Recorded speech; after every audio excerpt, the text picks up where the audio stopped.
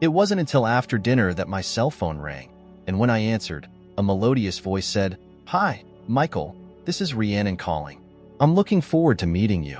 I gulped and then responded, suggesting that we meet for dinner to discuss my request.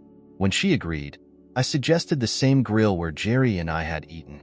It was small, dark, and far enough away from Eden Point that I'd be unlikely to run into one of my neighbors. She laughed. "How interesting. I don't believe I've had the pleasure of eating there before. I'll look forward to seeing you there." With that, she hung up. Here we go, I thought. The grill wasn't very busy on a weeknight, which was one of the reasons I'd picked it, and the low lighting also suited my purposes. But when she walked in the door, it was as though a spotlight was shining on her. She saw me stand up nervously, and she walked over and shook my hand confidently. "Hello, Michael," she said in that musical voice. "It's a pleasure to meet you in person." She sat down and I followed. I must have been staring, because she laughed and said, "Well, how do I look?" We've all seen movie stars on the big screen or models in magazines. They're gorgeous, but they're not real. But now I was meeting one of them in person, and the impact was overwhelming. The young woman seated across from me was absolutely stunning. The dark eyes, high cheekbones, pouty lips, the way her hair framed her face, her athletic but womanly figure. I could go on, but the fact was that for a few moments all I could do was stare at her in silent wonder. She smiled and broke the silence. "I'm going to take that to mean you approve," she said. "Oh, yes, I'm sorry," I stammered. For a moment, that is." My voice tailed off in embarrassment. Thankfully, at that moment the waitress came over to take our orders. I don't even remember what I ordered, but Rhiannon settled for a green salad with dressing on the side. As the waitress wrote down her selection, I could tell that she had fallen under Rhiannon's spell as well.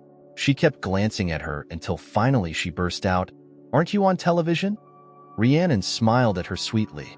"No, I'm afraid not," she said, and the waitress walked away mumbling to herself. Their little exchange allowed the rational part of my brain to re-engage. I looked at Rhiannon curiously. "I'll bet that happens to you often." She nodded unself-consciously. "Yes, it happens quite a bit. Can I ask you a question? Why aren't you on television or modeling, instead of, well, you know," I asked, stumbling a bit at the end. "I've looked into it," she acknowledged, "but that's a very cutthroat world. I may look good to you, but I'm just one of many in that world. The odds against making it are about the same as a basketball player making it in the NBA. But in this line of work, I stand out. If you're enjoying my content, consider joining my Patreon community. By becoming a patron, you'll get access to full parts of my videos much earlier than everyone else. Plus, you'll be supporting me to create even more awesome content for you. Check out the link in the description to join now. And unlike modeling or acting, I didn't have to starve for years paying my dues. From the day I started, I was making top dollar. By the time my looks start to go, I'll have put enough away to live off my investments for the rest of my life. And if I'm really lucky, I'll find a rich man who wants a trophy wife and doesn't care what she used to do for a living." I couldn't help nodding. I didn't agree with the career she had chosen, but she had certainly approached it sensibly. At that moment, the waitress brought our dinners. After she'd served Rhiannon, she looked at her again and said, "Are you sure you're not on TV? I just feel certain I've seen you before." Rhiannon shook her head. "I don't think so. If I had been, I'm sure I would remember it." I tried to smother my laughter as the waitress beat a hasty retreat. When we began eating, she looked at me carefully. "So, Michael, why don't you give me an idea of what you have in mind?" Henry indicated that this is something a bit out of the ordinary. I blushed and began to tell her my story. When I replayed my conversation with Melanie after catching her and Frank in bed, Rhiannon gave me a sympathetic look. "That was pretty cold," she said. When I described Frank Calhoun and the way he was acting, she nodded knowingly. "I've met a lot of his type." She wiped her mouth daintily and then folded her hands on the table. "So what is it exactly that you want to do, and how do I fit into the picture?" I spent the next 15 minutes describing what I hoped to accomplish over the next month or so. When I finished, I admitted that I had a lot of doubts about what I was trying to do. But I just can't sit by and let the two of them run roughshod over me without fighting back. And now that I've met you, I'm beginning to think this just might work. She broke into a big grin. "What a lovely compliment," she said. Then she leaned forward across the table. "You know what? I think I'm going to enjoy this." "Great," I said enthusiastically, and reached across to shake her hand to seal the deal. She laughed at that and gave me a firm handshake in return. "To partners in crime," she said with a sly smile. Then she sat up and did something that I didn't quite catch with her body, and suddenly she exuded raw sexuality. I realized I had well, she said in a low, sexy voice.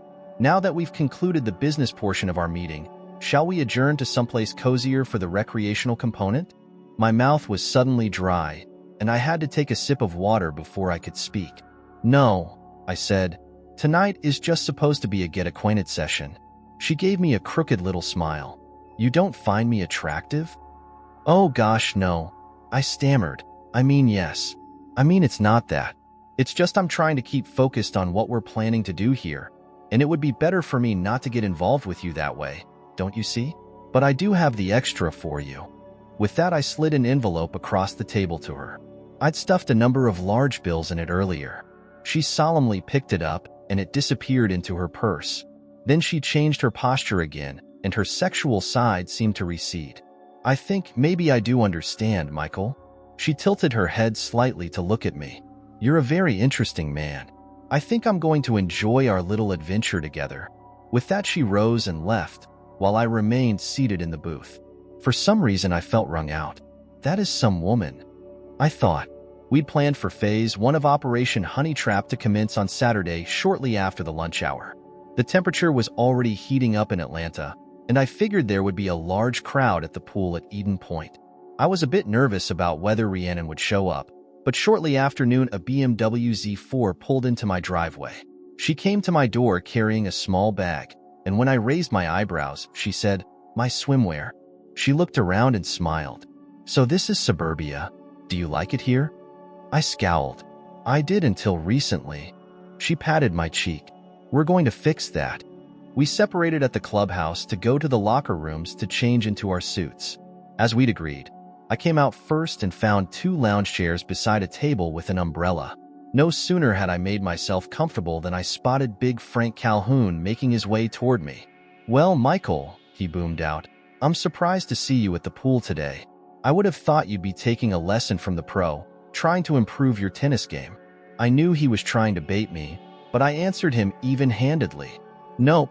Today my girlfriend and I are going to enjoy the pool and get a little sun." Frank wasn't going to let me off that easily. "Oh, you have a girlfriend now? I'd like to meet her." By now our conversation had drawn the attention of the people within earshot. That was fine with me.